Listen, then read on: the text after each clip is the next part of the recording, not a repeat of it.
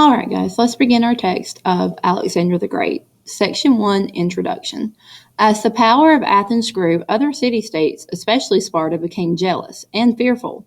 Athens and Sparta had mistrusted each other for a long time. After joining together to defeat the Persians, they soon began to quarrel. In 431 BCE, Sparta declared war on Athens. Many of the smaller city-states were drawn into the fight. This conflict was called the Peloponnesian War. This war continued for 27 years. While the city-states were at war, a new threat was growing to the north in a kingdom called Macedonia.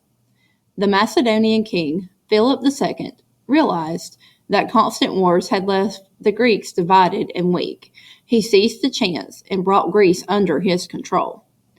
Philip's son, Alexander, was even more ambitious. Today, he is known as Alexander the Great. Alexander extended Macedonian rule over a vast area. In time, his power reached from Macedonia and Greece through Central Asia and all parts of India. In this chapter, you will learn how Alexander built and tried to rule this vast empire. How did he plan to unite so many different peoples under his rule?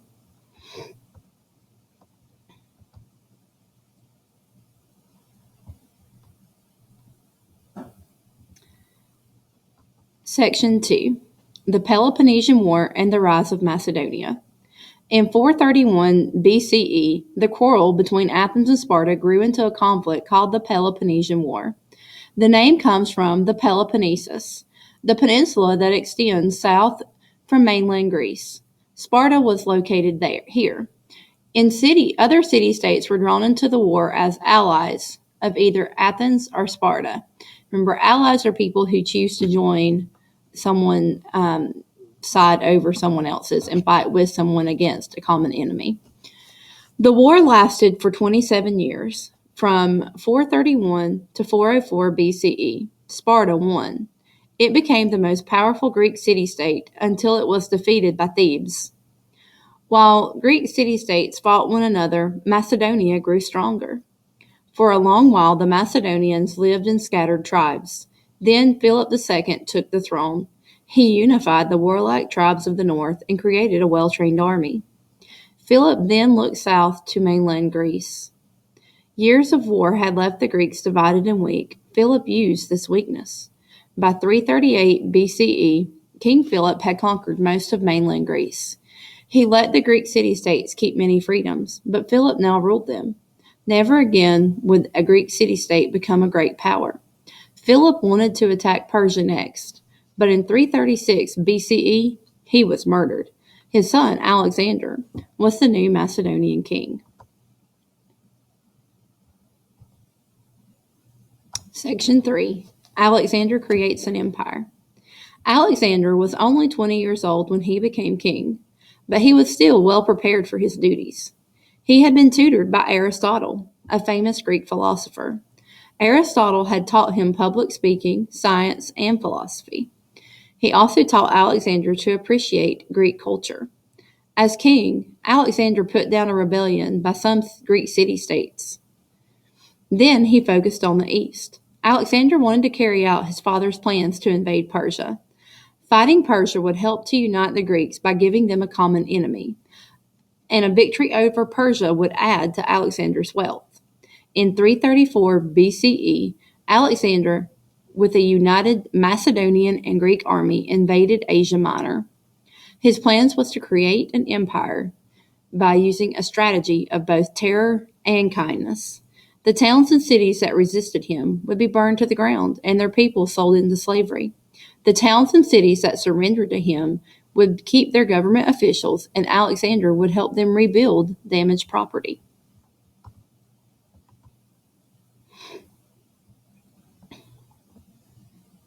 Section 4.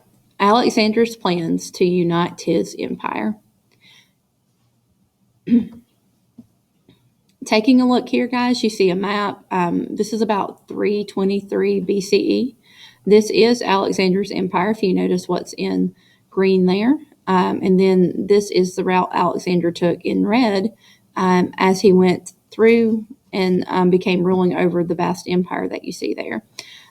This extended from his home in Macedonia, way up at the top, close to Europe, and then went all the way down into Western India, there at the bottom where you see the Arabian Sea. So very, very big empire. In a short time, Alexander extended his rule over Asia Minor, Egypt, and Central Asia. Still not satisfied, he pushed on. He marched to the farthest limit of the Persian Empire. His armies had even reached Western India. Many leaders in history had dreamed of ruling the world. Alexander came as close as anyone to fulfilling that dream. He brought much of the known world at that time under his rule. His achievements gave him the name Alexander the Great. Alexander was a bold and brilliant general, but his many conquests created new challenges. How could he control such a large territory? And how could he unite so many different peoples and cultures? Alexander wanted all the people he conquered to accept him under their rule. He also intended to spread Greek culture, but he did not want to destroy local customs and traditions of various cultures across his empire. His goal was to bring the different peoples of these many cultures together under a single government. Alexander created a plan to achieve these goals. The plan had three key parts. First, he would spread Greek culture and ideas. Second, he would use religion to inspire loyalty. Third, he would show respect for the cultures he had conquered, and even adopt some of their customs. Let's look at each part of his plan.